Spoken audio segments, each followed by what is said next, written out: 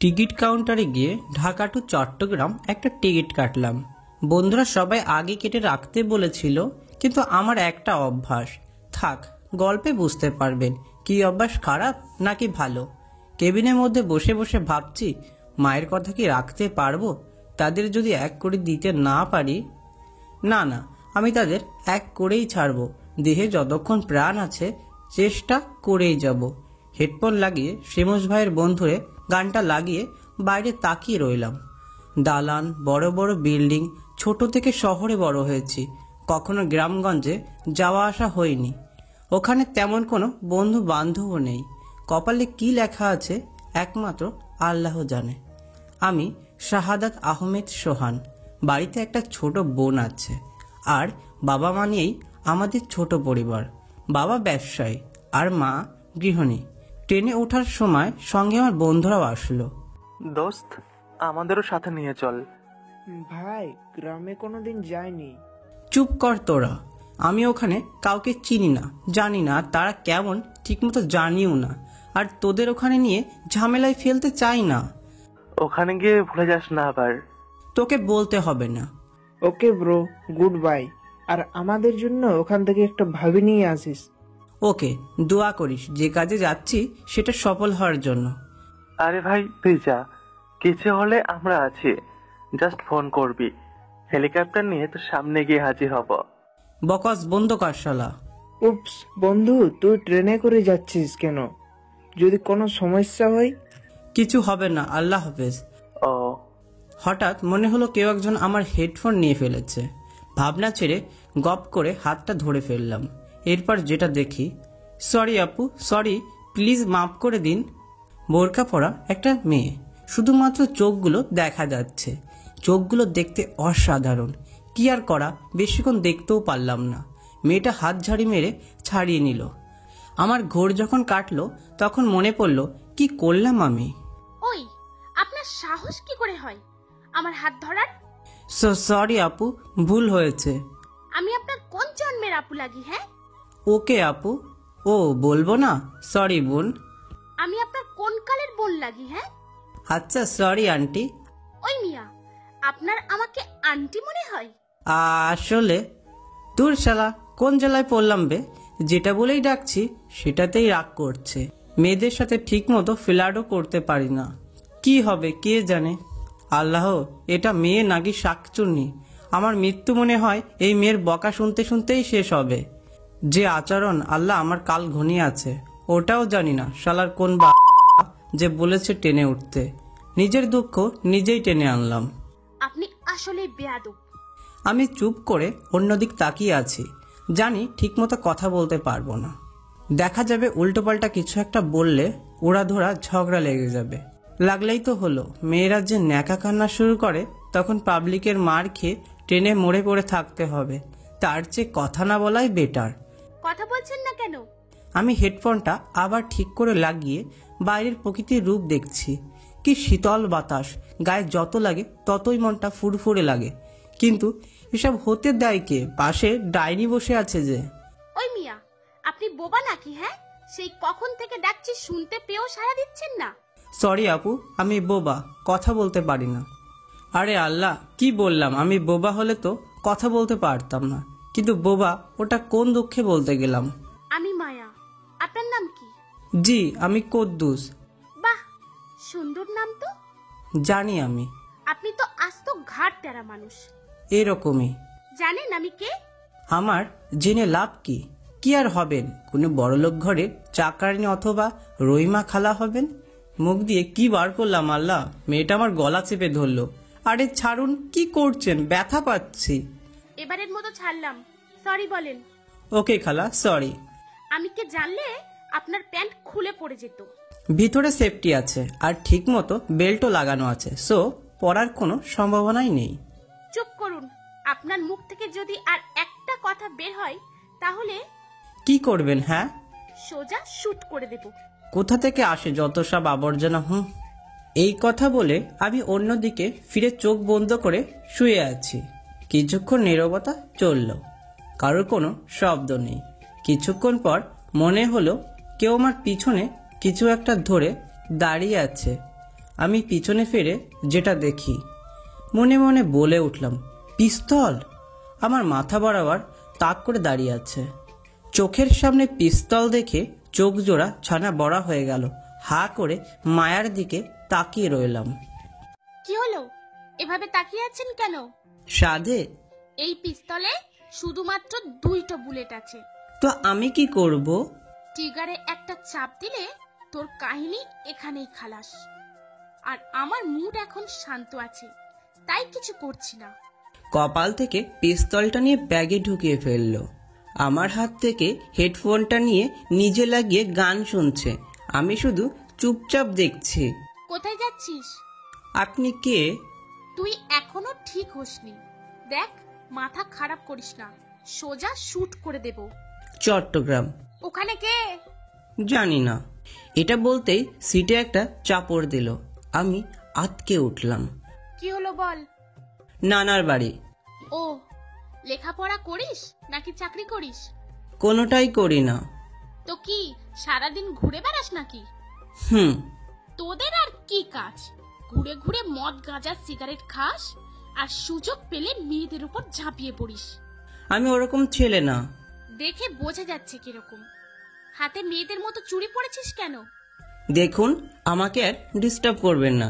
আপনি আপনার রাস্তায় আর আমি আমার রাস্তায়। কি বললি তুই? আপু, আপনার পায়ে পড়ি, প্লিজ চুপ করুন। পিস্তল বের করব? ওটার কি কাজ এখানে?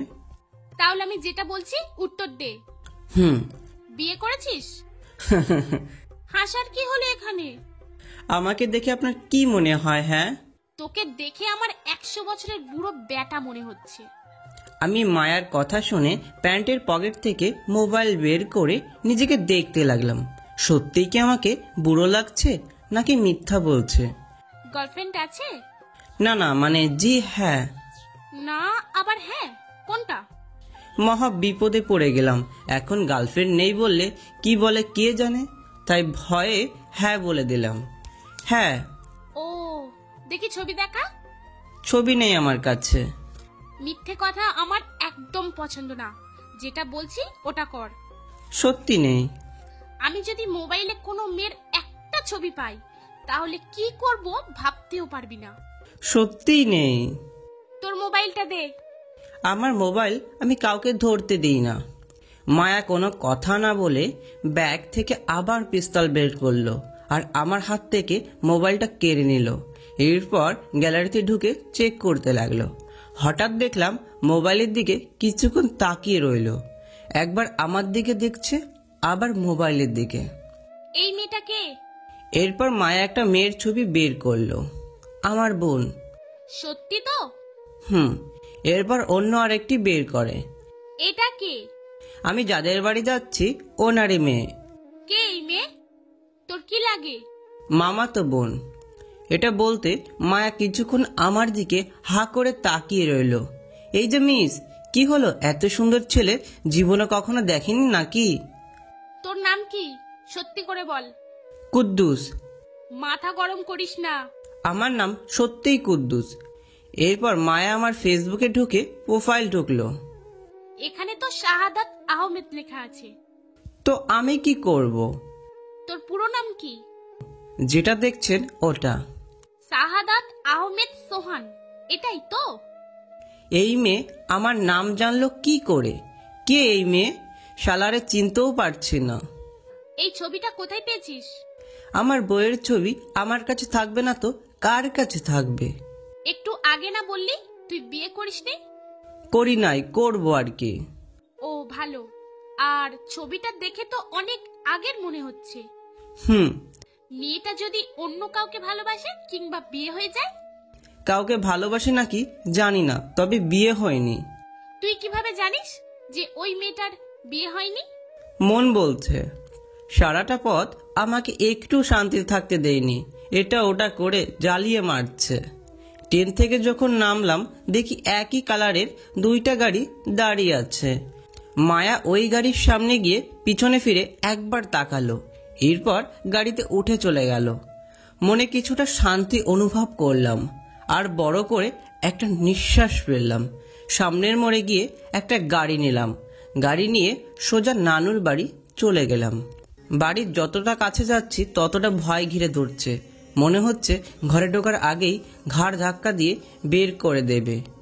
আবার মনে হচ্ছে যদি কেউ আমাকে চিনে ফেলে বা কেউ আমার সম্বন্ধে নানাকে বলে দিলে। সমস্ত ভয়ভীতি কেটে গাড়ি থেকে নামলাম। গেটের ভিতরে ঢুকতে দেখি একজন বৃদ্ধ লোক।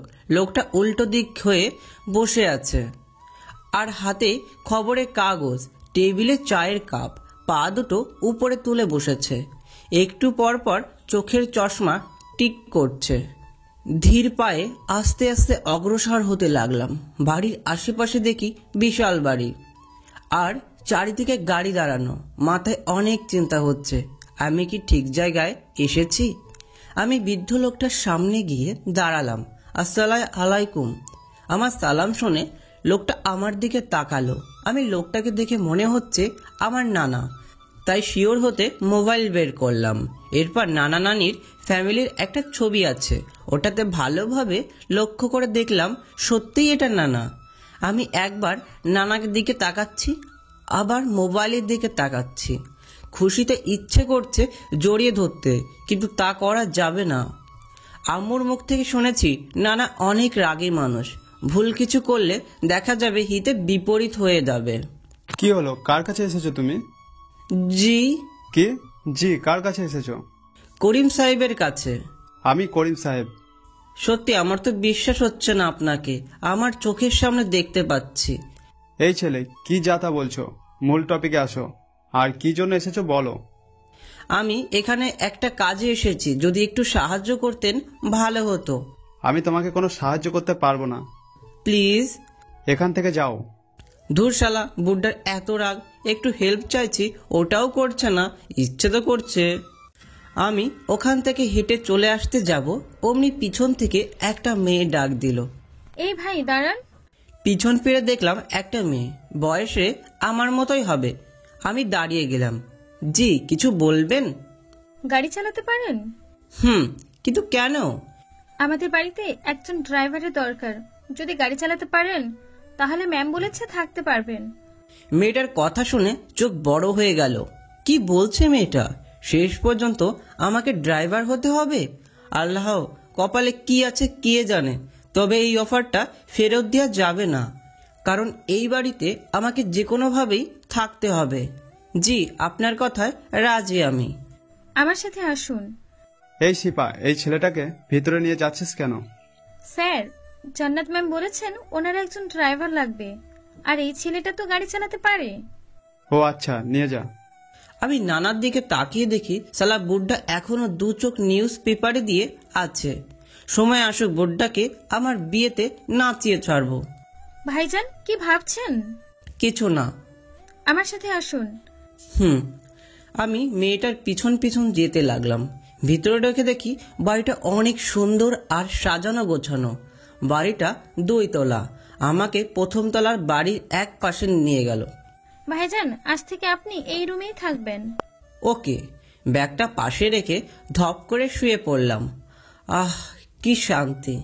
আসার সময় খেয়াল করলাম ওপরে কেউ একজন দাঁড়িয়ে আছে আর আড়াল থেকে আমাকে দেখছে, তবে মুখটা দেখিনি। কে হতে পারে? কে হতে পারে ভাবছি। মামার তো একটা মেয়ে আছে, সে নাকি অন্য কেউ। হঠাৎ মোবাইল বেজে উঠল। ভাবনার জগৎ থেকে ফিরে মোবাইলের স্ক্রিনে তাকিয়ে দেখি আম্মু ফোন করেছে। রিসিভ করলাম। আসসালামু আলাইকুম। ওয়ালাইকুম সালাম। কেমন আছিস বাবা? ভালো, তুমি? ভালো। তুই কোথায়? আছি এক জায়গায়। মানে? একটা জায়গা, ওটার নাম কি? বলা যাবে না। তোর কি হয়েছে? হঠাৎ এমন আজগুবি কথাবার্তা কেন? ওসব কিছু না মা। রুহি কোথায়? আছে পাশের রুমে। বসে বসে ফ্রি ফায়ার খেলছে, এই তো। এটাই মনে হচ্ছে যে কিছুক্ষণ পর পর চিৎকার করে দিয়ে ওঠে আর ইয়েস ইয়েস বলে।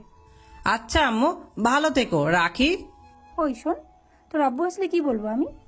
ওসব রুহি বলবে, বাই। ওকে। খোদা হাফিজ। আম্মুর ফোন রেখে এবার রুহির মোবাইলে কল করলাম, কিন্তু ফোন তুলছে না। 3-4 বার ফোন করলাম, একবারও রিসিভ করছে না। জানি এখন আমার কিউট বোনটা আমার 14 গোষ্ঠী উদ্ধার করছে। আহা, কি যে মজা লাগে কাউকে এমন ডিস্টার্ব করতে। পাক্কা 5 মিনিট পর কল ধরলো। মোবাইল কানের সামনে নিতেই, এই কুত্তা, কল কেন করেছিস? তোকে সামনে পেলে আস্তে করে মোবাইলটা কানের সামনে থেকে সরিয়ে ফেললাম। কিছুক্ষণ পর আবার কানে দিলাম। কেমন আছিস বোন? ফোন করেছিস কেন? আমার বোন কেমন আছে জিজ্ঞাসা করার জন্য ফোন করেছি। তোর বোনের গুষ্টি গিলাই, জানোস না গেম খেলতে আসি? আমি কিভাবে জানবো? কেন, তুই ঘরে নেই? রুমে গিয়ে দেখ। রাতে আসলে তখন বুঝাবো। কুত্তা, ফোন করবি না আর। ওই, কে শোনে কার কথা, ফোন রেখে দিল। কুত্তি কলকাটা কত উপকার এবং কি কি বোঝাবো সময় আসুক।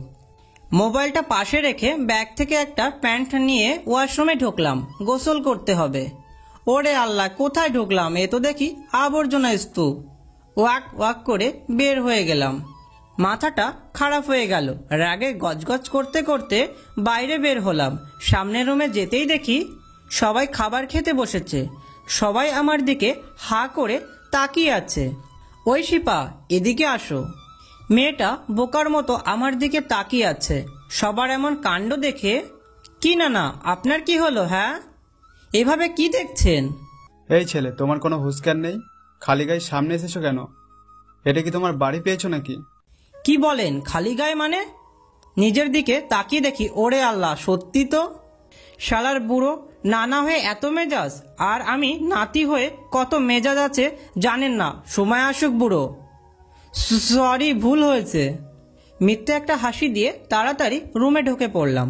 ওয়াশরুমে ঢোকার আগে শার্ট খুলে ফেলেছিলাম, কিন্তু কে জানে ওটা অপরিষ্কার থাকবে। রাগে দুঃখে বাইরে বের হলাম, কিন্তু ওখানে গিয়েও লজ্জা পেলাম। ধুর, শার্ট গায়ে দিয়ে বসবো এমন সময় শিপা আসলো। আপনাকে ডাকছে। ও, আসছি। আমি বের হলাম। শিপার পেছন পেছনে গিয়ে চেয়ার টেনে বসলাম। আগের মতোই সবাই অবাক হয়ে তাকিয়ে আছে। এবার কি হলো নানা? কি ভুল করছি? অনুমতি না নিয়ে কোন অধিকারে চেয়ারে বসেছো? ও সরি। কিসের সরি? এটা তোমার বাড়ি পেয়েছো, যেমন চাই সেটাই করছো। ক্ষমা করবেন। আর আমি তোমার কোন কালের নানা? হ্যাঁ, দ্বিতীয়বার যেন তোমার মুখে নানা ডাক না শুনে। কি বুড়ো রে আল্লাহ, এত তেজ ইচ্ছে তো করছে 2-3 প্যাক এনে খাইয়ে দি। আমার পরিচয় যখন জানবি না বুড়ো, তখন প্রতিশোধ নেব। টেবিলে দেখলাম অনেক মানুষ, সবাইকে দেখছি। এখানে মোট 10 জন। সবাইকে জানি না, তবে এখানে নানা, বড় মামা, মেজো মামা, ছোট মামা, বড় মামি, 3টে বাচ্চা। একটা বড় বাচ্চা, সরি একটা মেয়ে, দেখতে কিউট। কিছুটা আমার মোবাইলের যে মেয়েটার পিক আছে ওইটার মতো। আরেকটা মনে হয় মেজো মামি। কি ভাবছো এরকম ভাবে? আর তোমার নাম কি? কিছু না। নাম কি? জি আক্কাস আলী। এটা বলতে বড় বাচ্চাটা কেসে উঠল। কি রে মায়া, তোর কি হলো? নে পানি খা। তাহলে এটাই মায়া, যে কিনা আমার ম্যাডাম, আর তার গাড়ি চালাতে হবে। ও আল্লাহ, মেয়েটা আমার থেকেও ছোট। মনে হয়েছিল এই বাড়ির বড় কেউ হবে, কিন্তু না, তার উল্টো। ও আল্লাহ, আমারে উঠায় লও। থাকো কোথায়? জি গ্রামে। ও, লেখাপড়া করেছো নাকি বেকার বসে বসে খেয়েছো? বেকার। কালকে আমার মেয়েকে ঠিক টাইমে কলেজে নিয়ে যাবে, আবার কলেজ থেকে বাড়ি নিয়ে আসবে। কলেজ তো বন্ধ। প্রাইভেটে নিয়ে যাবে, আর ও যেখানেই যেতে চাইবে সব সময় সাথে থাকবে, কোনো সমস্যা যেন না হয়। ওকে। খাওয়া দাওয়া সেরে রুমে গিয়ে ঘুম দিলাম, কারণ সেহরি খেতে উঠতে হবে। 3টের সময় দেখি শিপা ডাকছে। ঘুম থেকে উঠে দরজা খুলে দিলাম। আক্কাস সাহেব, ঘুম ভাঙছে?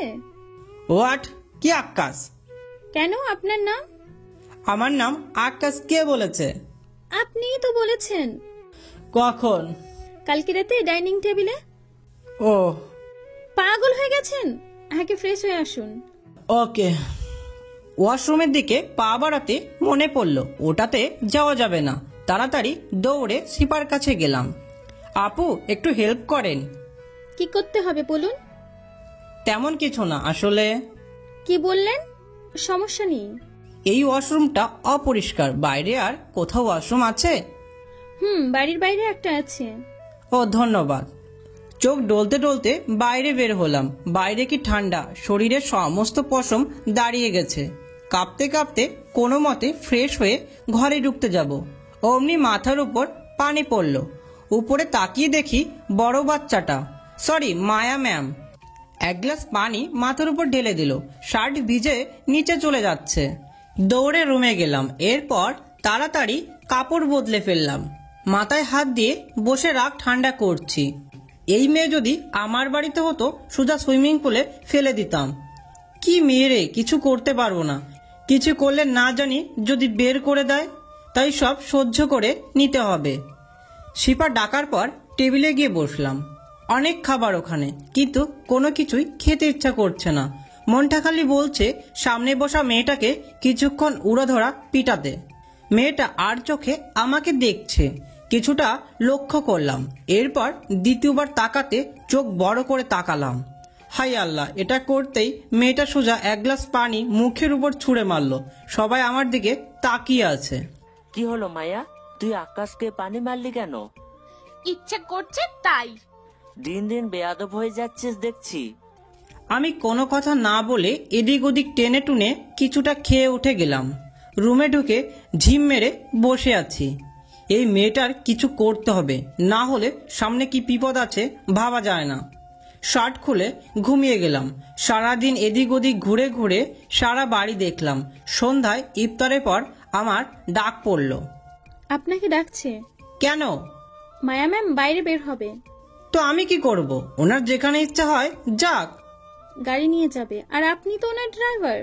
ও আচ্ছা, আসছি, যান আপনি।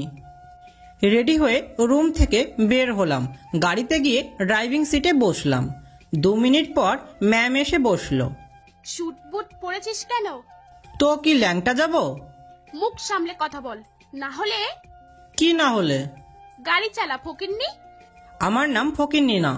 জানি আমি, গাড়ি চালা। কোথায় যাব? জাহান নামে যাব, ওখানে নিয়ে চল। না না, আমার ওখানে যাওয়ার দরকার নেই। আপনি যান, আমি নেমে চলে যাচ্ছি। 2 নাম্বার রোডের পশ্চিম দিকের বাড়িটা। বাড়ির নাম নেই, নম্বর নেই। বক বক না করে গাড়ি চালা। অযথা কথা না বলে কানে ইয়ারফোন লাগিয়ে ড্রাইভ করে ওই বাড়ির সামনে গেলাম। মায়া ম্যাম গাড়ি থেকে বের হয়ে চলে যাচ্ছে। আমি কিছু না বলে গাড়ি পার্কিং করে বসে বসে মোবাইল টিপছি। 10 মিনিট পর দেখি 3টা মেয়ে একসাথে আসছে আর এসে গাড়িতে বসলো। এই গাড়ি চালা। কোথায় যাব? ফুলকড়ি রেস্টুরেন্ট। এখানে তো অনেক ফুলকলি রেস্টুরেন্ট আছে, কোনটাতে যাব? বক বক করিস না, যেটাতে ইচ্ছে হয় সেখানে একটাতে নিয়ে গেলেই হবে। ওনাদের কথা মতো একটা রেস্টুরেন্টে নিয়ে গেলাম। গাড়ির দরজা খোল। ও ওকে। গাড়ির দরজা খুলে দিলাম। এরপর এক একটা ময়দার বস্তা বের হতে লাগলো। ওমা ম্যাম, এগুলো কি পড়েছে? শার্ট প্যান্ট তিনজনেই একই রকম। আমাদের পেছন পেছন আয়। না, আপনারা যান। যেটা বলছি সেটা কর। ওনারা একটা প্রাইভেট রুম নিল। এরপর 3জনে ওখানে ঢুকলো। আমি রুমে এক পাশে বসে মোবাইল টিপছি। কি রে মায়া, এই মালটা কোথায় পেলি? মেয়েটার কথা শুনে হাত থেকে মোবাইল পড়ে গেল। কি বলছে? আমি মাল? আমার বডিগার্ড। হোয়াট? আমি বডিগার্ড? শালি তোদের জন্য আমার ফ্রেন্ডদের লাগবে, তারপর বুঝতি কি করে। আমাকে এক রাতের জন্য দিয়ে প্লিজ। মেয়েটার কথা শুনে আমার কান দিয়ে গরম হাওয়া বের হতে লাগলো। মেয়েটার কথা শুনে শরীরটা জমে যাচ্ছে। ফালতু কথা বলিস না, আমাদের জিনিসগুলো অর্ডার দে। সাব্বির আর দিহাতকে ফোন কর। ওকে। রিয়া তো সত্যি বলছে, আমি গিয়ে কথা বলি? না, দূর, তুই বস। যে করেই হোক এখান থেকে পালাতে হবে, তাই কল আসার ভান করে হ্যালো হ্যালো, হ্যাঁ বন্ধু আসছি, একটু দাঁড়া তুই। মেয়েটা আমার সামনে এসে দাঁড়ালো।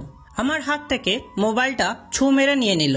দরজায় দেখি ওয়েটার আসলো, ট্রেতে করে ওয়াইন সিগারেট নিয়ে। এসব দেখে মাথা ঘুরে পড়ে যাওয়ার মতো অবস্থা। এরপর শিলা যেটা করলো, ইফতারের সময় সবাই যখন একসাথে বসলো তখন আব্বু রুহিকে জিজ্ঞেস করছে, রুহি, সোহান কোথায়? কি জানি, বাইরে কোথাও হবে। রাহেলা, তোমার ছেলে কোথায়? শুধু কি আমার ছেলে? সোহান তো তোমারও ছেলে, তুমি জানো না ও কোথায়? আব্বু আম্মুর কথা শুনে দ্বিতীয়বার আর প্রশ্ন করলো না। আজান দেওয়ার পর ইফতার করে আব্বু উঠে নামাজ পড়তে চলে গেল। ওয়াইনের বোতল থেকে 1 গ্লাস নিল। এরপর যেটা করলো আমি ভাবতেও পারছি না। রিয়া, তুই মায়ার পাশে যা। কেন? তোর ইচ্ছে হলে তুই যা। কেন? সেটাই একটু পর দেখতে পাবি। এখন যেটা বলছি সেটা কর। আচ্ছা, যাচ্ছি। রিয়া উঠে মায়ার পাশে চলে গেল। মায়া, আমার এই বরটার নাম কি? জানি না, তুই জিজ্ঞেস করে নে। লাগবে না। এই যে বাবু, এদিকে আসো তো। আমি অন্যদিকে ফিরে না শোনার ভান করে আছি। একবার, দুইবার, তিনবার ডাকার পর যখন উঠছি না, এবার শিলা এসে আমার হাত ধরে ওদের টেবিলে নিয়ে বসালো। আপু, এসব কি করছেন? এমন জড়াজড়ি করছেন কেন? জোরাজোরির কি দেখছো বাবু? এই রিয়া, এর হাতটা ধর। রিয়া এসে ঝটপট হাত ধরে ফেললো, আমাকে একদম দেয়ালের সাথে লাগিয়ে সেটে ধরেছে। আমি অবাক হয়ে ওদের কাণ্ড দেখছি, মেয়েগুলো কি করতে চাইছে। এরপর যেটা করলো শিলা, ওয়াইনের গ্লাসটা মুখের সামনে ধরলো। বাবু, চোখ বন্ধ করে এটা খেয়ে ফেলো, না হলে ছাড়ছি না। দেখেন আপু, আমি এসব খাই না, প্লিজ জোর করবেন না। কোনো কথা না জানে মন, যেটা বলছে সেটা করো। শিলা গ্লাসটা মুখে চেপে ধরলো, এদিক ওদিক করতে করতে কিছুটা পেটে চলে গেল আর গ্লাসটা নিচে পড়ে ভেঙে গেল। হাত ঝাড়ি মেরে চেয়ার টেনে উঠে গেলাম। কি করতেছেন? হ্যাঁ, বললাম না আমি এগুলো খাই না। ওই, নিজেকে সাধু ভাবিস না। তোর সমস্ত খবর আমি জানি, আর ওরা আমার বন্ধু। সো শান্তভাবে কথা বল। কি জানেন বলবেন একটু? সময় আসলে ঠিকই বলবো। দম থাকলে এক্ষুনি বলে দেখান। যেখানে সেখানে দম দেখাতে নেই, সময় আসলে ঠিকই দেখাবো। আসছে।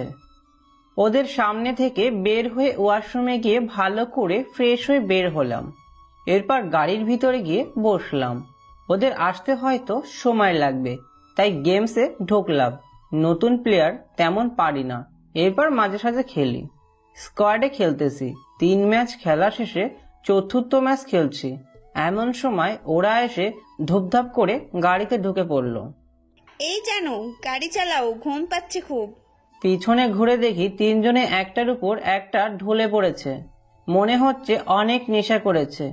বাবা মায়ের বেশি টাকা পয়সা থাকলে ছেলে মেয়েগুলো এরকমই হয়। এত এত টাকা ওড়ায়, কখনো একটু জিজ্ঞেসও করে না কোন কাজে এত টাকা ব্যয় করলো। কোনো জবাব নেই। যাকগে, আমি ড্রাইভ করতে লাগলাম। কিছু দূরে গিয়ে 2 নাম্বার রোডে ঢোকার কিছুটা আগে দূর থেকে দেখছি 2টো গাড়ি রাস্তা ব্লক করে দাঁড়িয়ে আছে। আমি দাঁড়িয়ে যেতে ওরা সবাই সামনের দিকে আসতে লাগলো। কি করব ভাবছি মনে মনে।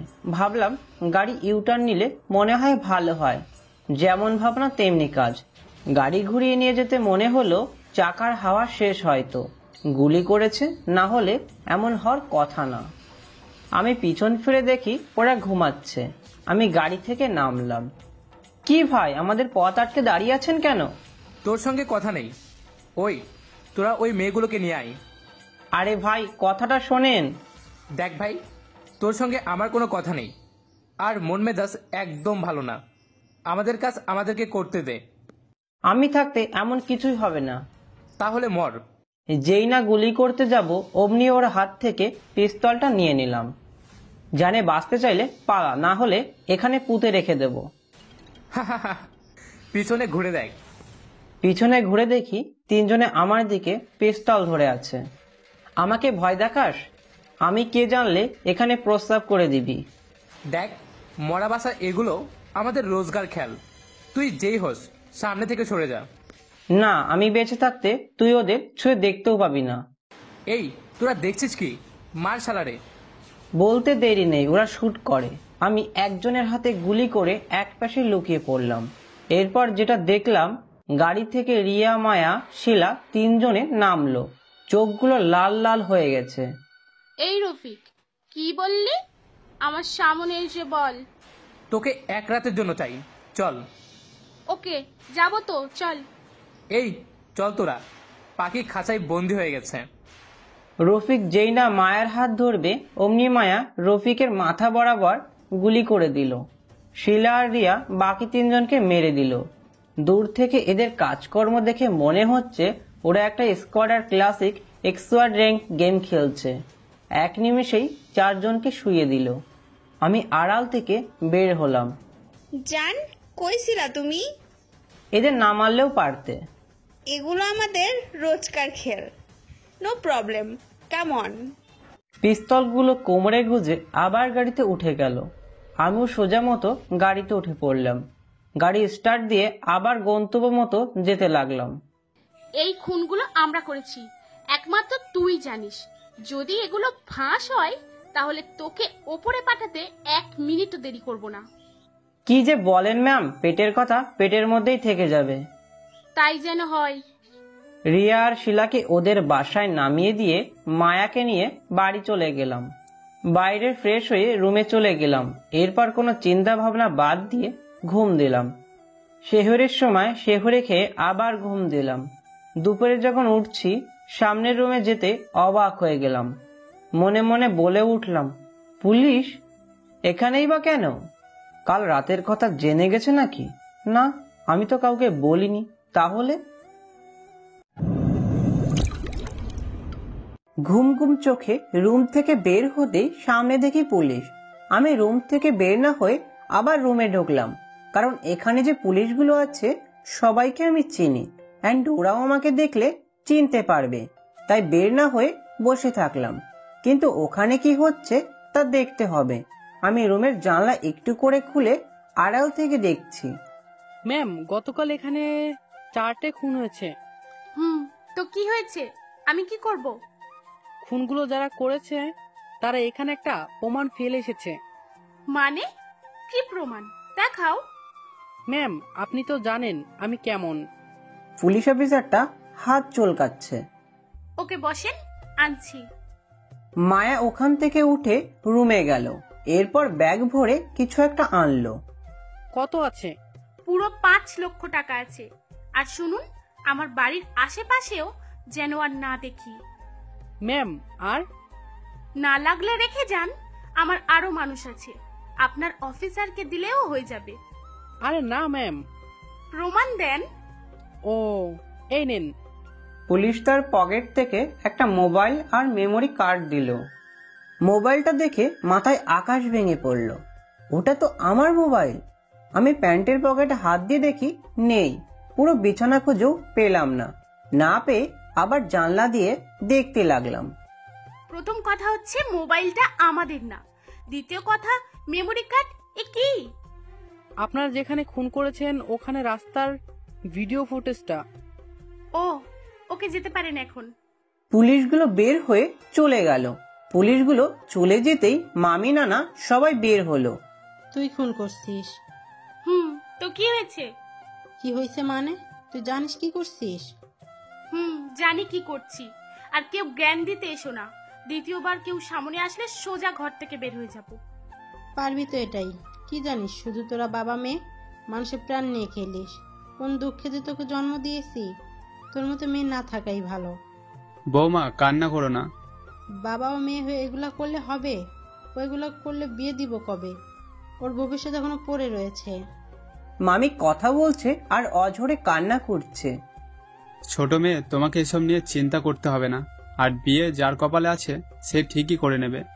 এরকম থাকলে কেউ বিয়ে করবে না। তুমি রুমে যাও। এদিকে মায়া আমার মোবাইলটা নিয়ে রুমে গেল।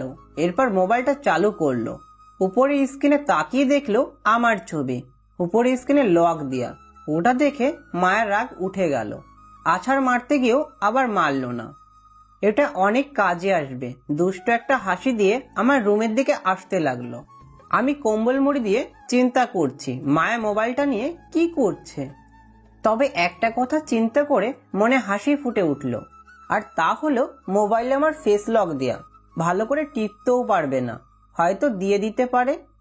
হঠাৎ রুমের দরজা খুলে কেউ একজন আসলো। কম্বল মুখের উপর তুলতে দেখলাম চোখ লাল লাল করে মায়া আমার দিকে তাকিয়ে আছে। মোবাইলের লক খুলে দে। পারবো না, আমার মোবাইল আমাকে দিয়ে দিন। না, লক খুলে দে। পারবো না। তাহলে মোবাইলও পাবি না। দরকার নেই। সত্যি তো? মিথ্যে বলার কি আছে? আপনার প্রয়োজন হলে নিয়ে যান। ফকিন্নি, তোর মোবাইলের ক্যাতাপুরি। এটা বলেই মাটিতে আছাড় দিল। মোবাইলটা ভেঙে শেষ। আমার দিকে কিছুক্ষণ তাকিয়ে থেকে দ্রুত পায়ে হেঁটে চলে গেল। আমি বিছানা থেকে নেমে সাদের মোবাইলটা হাতে নিয়ে দেখি ওটার অবস্থা করুন। এরপর দেখলাম ঠিক হবে মনে হচ্ছে। জামা কাপড় পরে রেডি হয়ে বাইরে বের হলাম, কারণ মোবাইলটা ঠিক করতে হবে। যেই ভাবা সেই কাজ। নিচে নেমে গাড়ি নিয়ে দোকানে চলে গেলাম। মোবাইল সার্ভিসের দোকানে গেলাম। এরপর মোবাইলটা ওখানে ঠিক করতে দিয়ে গাড়িতে এসে বসলাম। গাড়ি স্টার্ট দেব এমন সময় পিছনে যা দেখলাম পিছনের সিটে একটা প্যাকেট, সরি ড্রাগসের প্যাকেট। আমি সামনে থেকে উঠে পিছনে গিয়ে সিট তুলে আরো যা দেখি, সিটের নিচে একটা পিস্তল আর 20 থেকে 30টা মতো প্যাকেটের সাথে মাদকাসক্তির সবকিছু ওখানে আছে। আমি সিট ঠিক করে গাড়িটা নিয়ে একটু অফ সাইডে চলে গেলাম। এরপর গাড়ি থেকে মাদকদ্রব্য সবগুলো বের করে পেট্রোল ঢেলে পুড়িয়ে দিলাম। আমি গাড়িটা নিয়ে আবার তাড়াতাড়ি বাসার দিকে রওনা দিলাম, কারণ বেশি দেরি হলে নানান রকম প্রশ্নের সম্মুখীন হতে হবে। রুমে ঢুকে শাওয়ার নিয়ে শান্তি মতো আবার ঘুম দিলাম। বিকালের দিকে রুম থেকে বের হয়ে ছাদে গেলাম। ওখানে গিয়ে অবাক হয়ে গেলাম। মায়া দোলনার মধ্যে চোখ বন্ধ করে ঘুমিয়েছে নাকি ভান করছে সঠিক জানি না। আমি সামনে গেলাম। একদম পরীর মতো লাগছে। 3 পিস পরেছে, কানে হেডফোন লাগানো, চুলগুলো কালারিং করা। মন চাইছে এক্ষুনি প্রপোজ করে দিই, কিন্তু তা করলে তো মরতে হবে। যা রাগি, পিস্তলটা দিয়ে টুস করে একটা দিলেই আমি শেষ। মনে হচ্ছে বেশ কয়েকদিন ঘুমাইনি। সামনে একজন মানুষ দাঁড়িয়ে আছে, অথচ ওনার খবর নেই। আমি হা করে ওনার দিকে তাকিয়ে আছি। এমন সময় খেয়াল করলাম একটা পিচ্চি আপু আপু বলে ডাকছে। আপু আপু। ওই পিচ্ছি, ডাকছো কেন? দেখছো না ঘুমাচ্ছে? আপনি কে আমাকে বলার? আমি হলাম তোমার ভাইয়া। আমার কোনো ভাইয়া টাইরা নেই, আর লাগবে না। আমার রুমে অনেকগুলো চকলেট আছে, লাগলে বলো। এটা বলে ওখান থেকে চলে আসতে লাগলাম। সিঁড়ির দরজার মুখ পর্যন্ত আসছি, শালার পিচ্চি তো এখনো পিছনে আসছে না। মনে করেছে চকলেটের কথা বললে পটে যাবে, কিন্তু না, আজ তো একটা শয়তান। আমি পিছন ফিরে, পিচ্চি চকলেট লাগলে বলো, নিচের থেকে নিয়ে আসছি। লাগবে না। ধুর বেটা, আমি গেলাম। আমি নিচে নেমে গেলাম, রুমে গেলাম। কিছু ভালো লাগছে না। মা বাবা বোনের কথা মনে পড়ছে। আমি বাইরে গিয়ে একটা রিক্সা নিয়ে এই মোবাইল সার্ভিসের দোকানে গেলাম। ভাই, আমার মোবাইল ঠিক হয়েছে? জি ভাই, এই নেন। কত টাকা? 5000 টাকা। এত টাকা? ভাই, মোবাইলটা এমন ভাবে পড়েছে, ভেতরে অনেক কিছু নষ্ট হয়ে গেছে, তাই। পড়বে না, একটা শাকচুনি আছাড় মেরেছে। কিছু বলতেছেন ভাই? না, এই নেন টাকা। আমি টাকা দিয়ে আবার রিক্সা নিলাম। এরপর রিক্সায় উঠে বোনের মোবাইলে ফোন করলাম। ও মা, এবার দেখি সাথে সাথে ফোন রিসিভ করলো। কেমন আছিস পেতনি? আমি পেতনি না ভাইয়া, আগে বল কোথায় তুই? কেন? এমনি বল, কোথায় তুই?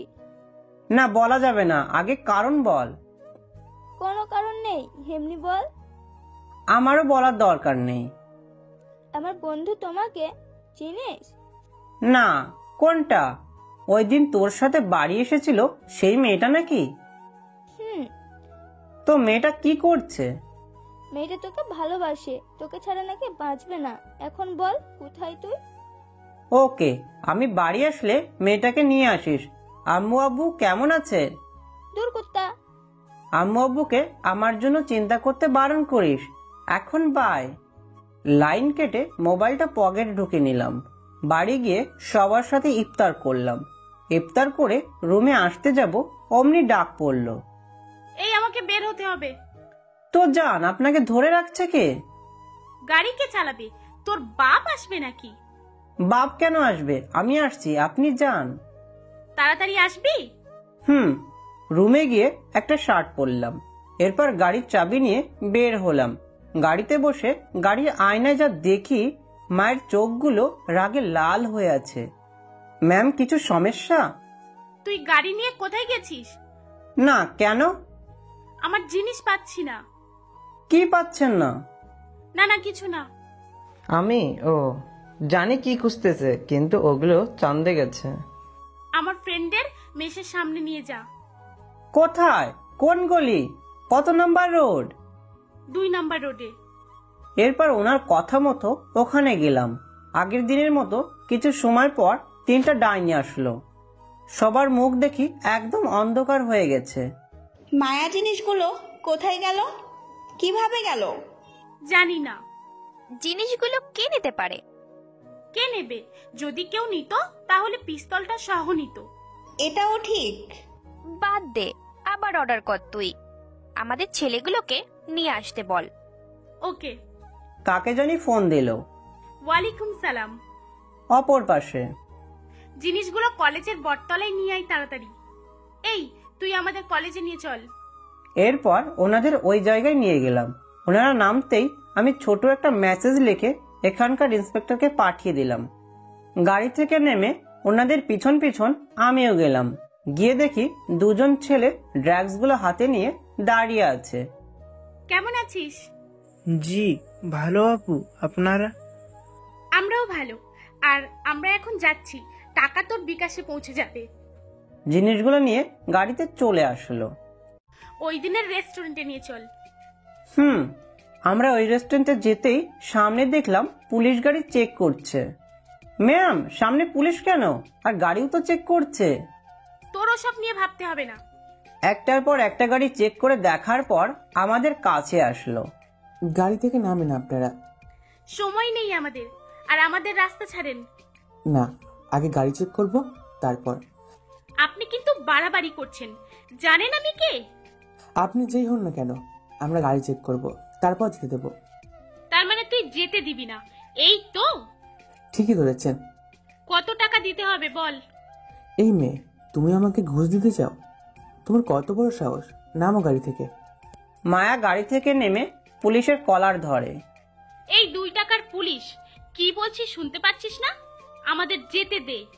মায়া, কি করছিস? কলার ছাড় ওই ব্যাটার।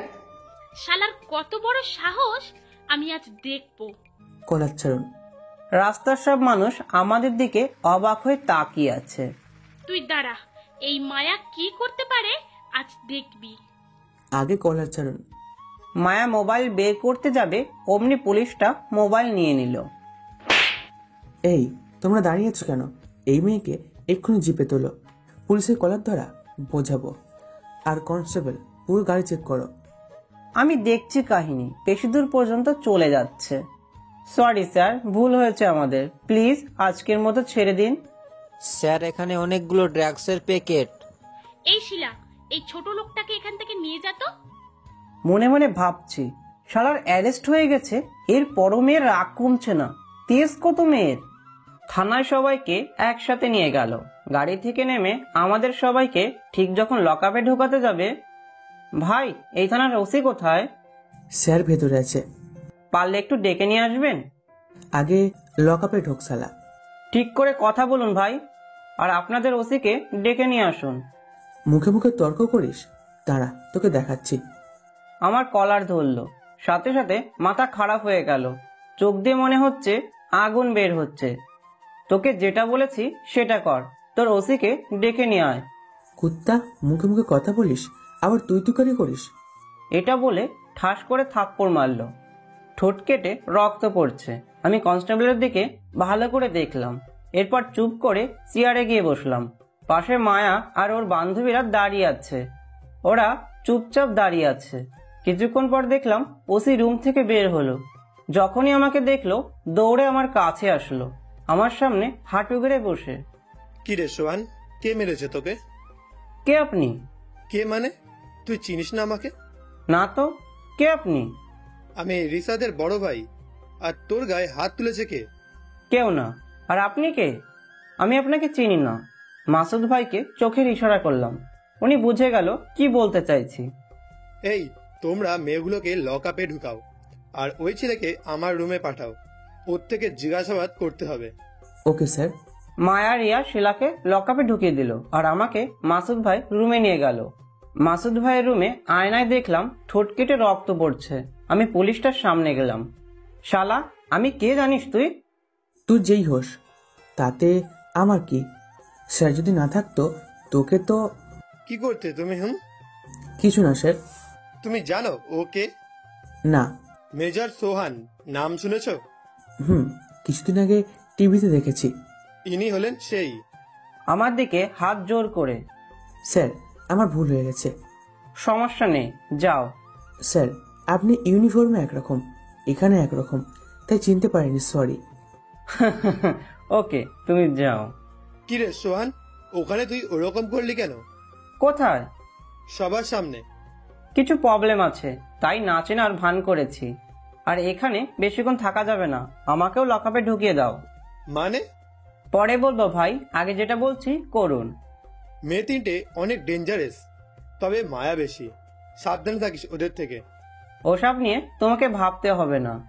আমাকে এখন কি করতে হবে? আমি কি জানি, তোমার যেটা ভালো মনে হয় করো, তবে একটা সুযোগ দিলে ভালো হতো অফিসার। ওকে, দেখা যাক। এরপর আমাকে লকআপে ঢুকিয়ে দিল। আমাকে লকআপে ঢুকিয়ে দেওয়ার সাথে সাথেই মায়া, রিয়া, শিলা আমার সামনে আসলো। ওদের কি বলছিস? কই কিছু না তো। সত্যি করে বল। সত্যি বলছি। তোকে ভেতরে নিয়ে গেছে কেন তাহলে? আমি কি করে বলবো কেন নিয়ে গেল? বোকা সাজছিস তাই না? কোনো কিছু গোলমাল করলে পরে তোকে দেখে নেব। এসব বাদ দিন, এখান থেকে কিভাবে বের হব ওটা ভাবেন। তোকে ভাবতে হবে না, বাবা চলে আসবে। এই শিলা, এই বলদটাকে সামলাতো, আমার সাথে যেন আর কথা বলতে না আসে। তুই যা দোস্ত, আমি দেখছি। কাউকে কিচ্ছু দেখতে হবে না, আমি আপনাদের সামনে থেকে চলে যাচ্ছি। আমি কোনো কথা না বলে দেওয়াল ঘেঁষে মাথায় হাত দিয়ে চিন্তা করছি। আমাকে যে থাপ্পড় মেরেছে ওই শালার পুতকে ছাড়বো না। মাথা ঠান্ডা কর, সময় হলে ওপরে পাঠিয়ে দেব। কিসের মাথা ঠান্ডা? হ্যাঁ, সবার সামনে আমাদের অপমান করেছে, তাকে ছেড়ে দেব? তুই ভাবলি কি করে? আচ্ছা, আমি আমাদের ছেলেগুলোকে বলে দেব, একদিনে কাজ শেষ করে দেবে। ওই শালাকে আমি নিজের হাতে মারবো। আচ্ছা, দেখা যাবে। এখন মাথা ঠান্ডা করে বসে থাক, এত দ্রুত কিছু করা যাবে না, কৌশলে সব করব। 1 ঘন্টাও মনে হয় লকআপে থাকলাম না। মায়ার আব্বু আসলো, এসে মাসুদ ভাইয়ের রুমে ঢুকলো। 3-4 মিনিট পর আমাদেরও লকআপ থেকে বের করলো। স্যার, আমরা যাচ্ছি। আপনারা মেয়েদেরকে বলবেন দ্বিতীয়বার যেন এমন কাজ আর না করে। একবার না, 100 বার করব। তুই পারলে ঠেকিয়ে দেখাস। আর যে থাপ্পড় মেরেছে তার দিকে একটু কড়া করে তাকিয়ে রাগে গজগজ করতে করতে বের হয়ে গেল। মামা সহ বাড়িতে চলে গেলাম। বাড়িতে গিয়ে দেখি মামি, নানা সবাই দরজার সামনে দাঁড়িয়ে আছে। মায়া যখন ঘরে ঢুকলো তখনই নানা যেটা বলল, দাঁড়াও মায়া, আপনার সাথে আমার কোনো কথা নেই। কতবার বলবো আমার সাথে কথা না বলতে? এটা আমার বাড়ি, আমি যেটা বলবো সেটাই করবে। আপনার শর্ত মানতে পারবো না। মানতে না পারলে এই ঘরে তোমার জায়গা নেই। লাগবে না আপনার বাড়ি, একজনকে তো বাড়ি থেকে বের করেছেন, আমাকেও করতে সমস্যা কোথায়? এখনই চলে যাচ্ছি আমি। এটা বলেই মায়া উপরে না উঠে বাড়ি থেকে চলে যেতে গেলেই মামি হাত ধরলো। আমার লক্ষ্মী মেয়ে, এরকম পাগলামি করিস না, ঘরে চল। হাত ছাড়ো।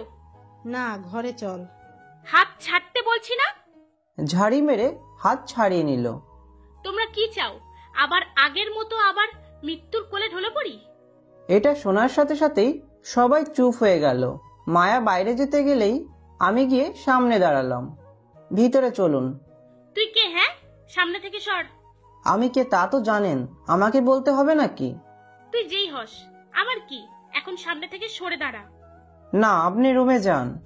বললাম না সামনে থেকে সরে যেতে। আমি বেঁচে থাকতে আপনাকে এক পাও এই বাড়ি থেকে বের হতে দেব না।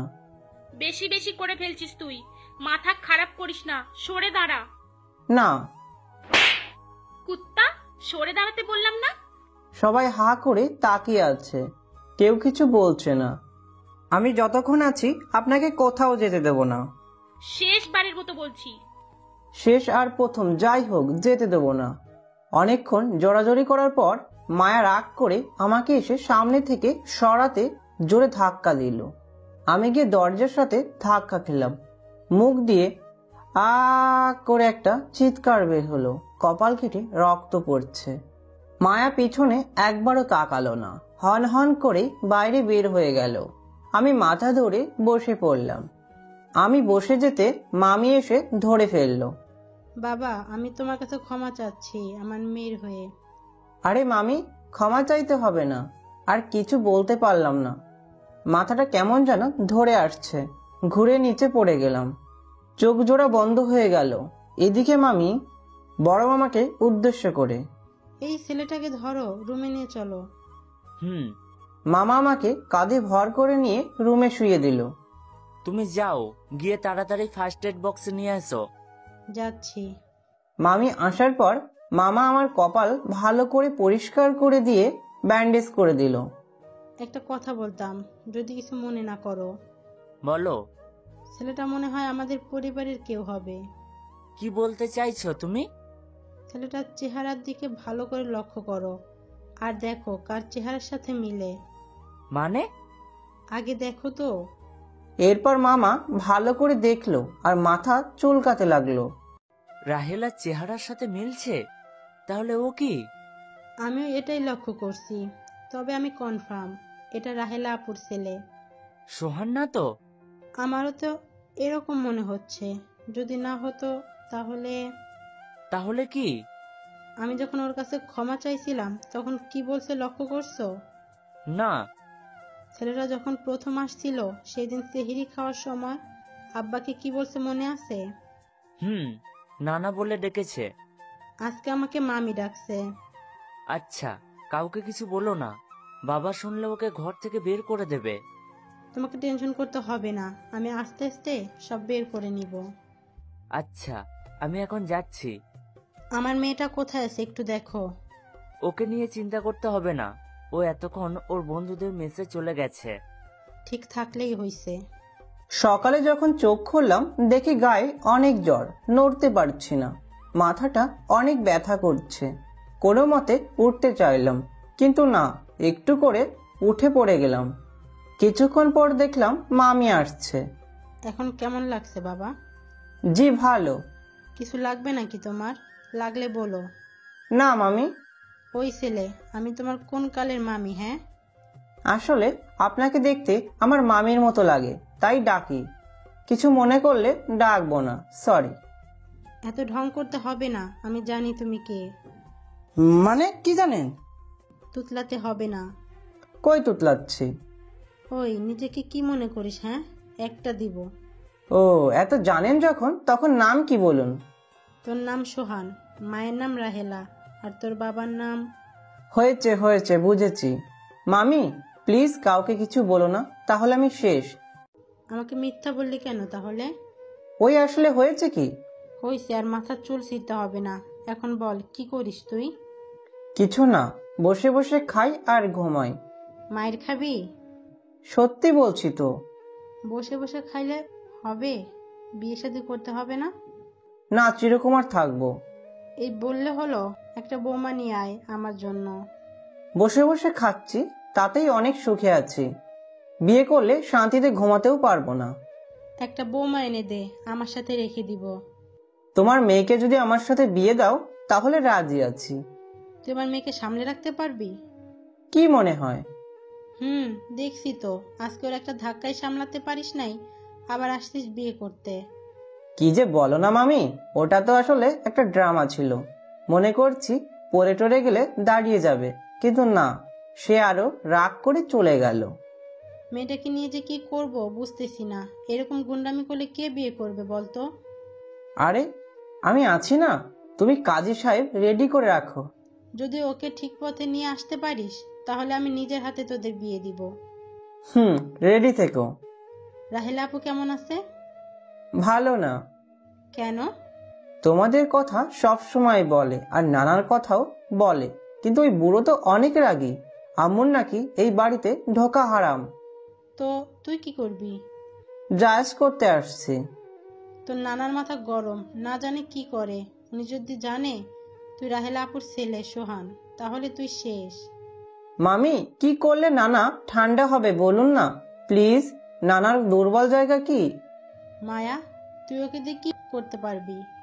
মানে বুঝিয়ে বলো।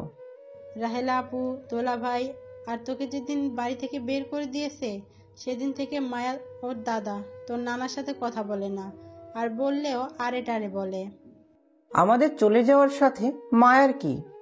তোর তোরা যেদিন চলে গেছিলি ওই দিন থেকে মায়া রাগ করে 2 দিন খাওয়া দাওয়া করেনি, যার ফলে ওকে 3-4 দিন হাসপাতালে রাখতে হয়েছে।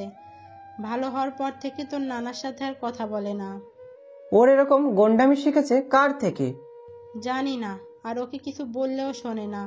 ও যেরকম ইচ্ছে সেরকম করে চলে, কেউ কিছু বললে মরে যাওয়ার ধমক দেয়। ও আল্লাহ, কি জিনিস জন্ম দিলে মামি, পুরাই আগুন। ওই আগুনকে তুই পানিতে পরিণত কর, তাহলে মনে করবো তুই আসলেই রাহেলা আপুর ছেলে। আরে মামি, তুমি চিন্তা করো না, ওর থেকে বড় বড় গন্ডিকে ঠিক করেছি। আর ও তো দেখা যাবে। মাথাটা অনেক ব্যথা করছে। তুই চোখ বন্ধ করে ঘুমা, আমি তোর মাথা ঠিক করে দিচ্ছি। মেয়ের জামাই বলে কথা, ঠিক করে করো। ফাজিল, ঘুমা কথা না বলে। মামি মাথায় হাত বুলিয়ে দিতে লাগলো, কখন যে ঘুমিয়ে গেছি জানি না। সন্ধ্যায় গাড়ি নিয়ে রাস্তায় বের হলাম। কলেজ মোড় ফেলে সামনে যেতেই দেখি মায়া, রিয়া, শিলা সবাই হাতে পিস্তল নিয়ে রাস্তায় দাঁড়িয়ে আছে। গাড়ির লাইটের আলোয় সামনে তাকিয়ে দেখি একজন লোক পা ধরে কাতরাচ্ছে আর বলছে, বাঁচাও বাঁচাও বাঁচাও। কি হচ্ছে দেখার জন্য গাড়ি থেকে নামলাম। মায়ার এক হাতে পিস্তল, অন্য হাতে সিগারেট, চোখগুলো টকটকে লাল হয়ে আছে। পরনে জিন্স, শার্টটা কোমরে পেঁচানো। দূর, কি বলছি। ওর দিকে না তাকিয়ে আমি গিয়ে লোকটার সামনে হাঁটু গেড়ে বসলাম। লোকটার পায়ে গুলি লেগেছে। আমি লোকটার মুখোমুখি হয়ে যেটা দেখি উনি এখানকার এমপি। আমি দৌড়ে মায়ের কাছে গেলাম। মায়া, কি করছিস তুই? লোকটাকে মারতে চাইছিস কেন? তুই কে? তোকে বলতে হবে নাকি? বাড়াবাড়ি করিস না, সোজাসাপটা উত্তর দে। না দিলে কি করবি শুনি? পাগল হয়ে গেছিস তুই? হ্যাঁ, আমি পাগল। তুই এখান থেকে চলে যা। এসব বন্ধ কর। এই ছেলে, আমাদের কাজে বাধা দিস না, পরে তোকেও পস্তাতে হবে। রিয়া, তোমরা যেটা করছো সেটা ভুল। কি করেছে উনি? মারছো কেন? ভাই আমাকে বাঁচাও, ওরা আমাকে মেরে ফেলবে। ও একটা আবর্জনা। এদেশে আবর্জনা বেশি হয়ে গেছে, কিছুটা ছাঁটাই করতে হবে। আর তার কাজ আমি নিয়েছি। কেউ আমার রাস্তায় আসলে তাকেও এদের মতো মরতে হবে। তোর ভাই বাঁচাতে আসলে ওকেও এখানে শুয়ে দেব। মাথা খারাপ হয়েছে তোদের? হ্যাঁ, হাত থেকে পিস্তল ফেলে দে। আর ওনাকে হাসপাতালে নিতে হবে, পা থেকে অনেক রক্ত বের হচ্ছে। নিয়ে যেতে পারলে নে, দেখি তোর কত সাহস। মায়া, তুই জানিস আমি ছোট থেকে কি রকম। পাগলামো করিস না, পিস্তল ফেলে দে, না হলে তোকে কি করব তুই নিজেও বুঝতে পারবি না। এটা বলার সাথে সাথে আমার সামনে এসে আমার কাঁধে পা রেখে মাথায় পিস্তল ঠেকিয়ে। কি করবি? হ্যাঁ, তোকে চান্স দিয়েছি বলে মাথায় উঠে গেছিস? শালা, তোর মতো এমন ছেলের জন্য একটা বুলেটই যথেষ্ট। আর বেশি বকবক করিস না, সামনে থেকে যা। তোর কি হয়েছে? হ্যাঁ, ছোটবেলায় তো এরকম ছিলি না। একদিন মায়া আর আমি স্কুলে যাচ্ছিলাম। মায়া 3য় শ্রেণীতে পড়তো আর আমি 5ম শ্রেণীতে পড়তাম। প্রতিদিন দুজন একসাথে স্কুলে যেতাম। মায়া দেখতে মোটা ছিল, তবে অনেক কিউট ছিল ও। প্রতিদিন এত এত চকলেট খেত, আমি বারণ করলে কান্না করত। ও চকলেট খেত আর আমি ওর দিকে তাকিয়ে থাকতাম। একদিন দুজন স্কুলের শহীদ মিনারের সামনে বসে আছি, ও চকলেট খাচ্ছে, আমি দেখছি। এমন সময় একটা ছেলে এসে, ওই মুটকি, এত চকলেট খেলে তো ফুলতে ফুলতে ফেটে যাবি। এটা শোনার সাথে সাথে মায়া কান্না শুরু করলো। আমার মাথায় তখন রাগ উঠে গেল। দৌড়ে গিয়ে ছেলেটাকে ধরলাম। তোকে কি বললি তুই? আবার বল। বল রে, কি করবি? দেখবি কি করি, দেখা। এটা বলার সাথে সাথে ওকে উড়াধরা পিটাইতে লাগলাম। ছেলেটাকে মাটিতে ফেলে মারছি। মায়া দূর থেকে দেখে আমাদের ছোটাতে সামনে আসলো। আমাকে যখন ধরতে যাবে ছেলেটা মায়াকে পা দিয়ে লাথি দিল। মায়া দূরে গিয়ে ছিটকে পড়ল। আমার মাথায় রাগ উঠে গেল। পকেট থেকে কলম বের করে যে পা দিয়ে লাথি মারছে ওই পায়ে কলম ঢুকিয়ে দিলাম। রাগের মাথায় কি করছি নিজেও জানি না। ছেলেটা পা ধরে কান্না করছে আর অনেক রক্ত বের হচ্ছে। এটা দেখে মায়া আমার কাছে এসে, কি করলি তুই এটা? দেখ, ছেলেটার পা দিয়ে কত রক্ত পড়ছে। পড়ুক, চল এখান থেকে। ওকে ডাক্তারের কাছে নিয়ে যেতে হবে। চল তো এখান থেকে। না, ছেলেটাকে আগে ডাক্তারের কাছে নিয়ে যেতে হবে, না হলে অনেক বড় ক্ষতি হয়ে যাবে। আরে চল তো। ওর হাত ধরে টেনে নিয়ে আসতে চাইছি, কিন্তু ও না এসে ওকে যদি ডাক্তারের কাছে না নিয়ে যাস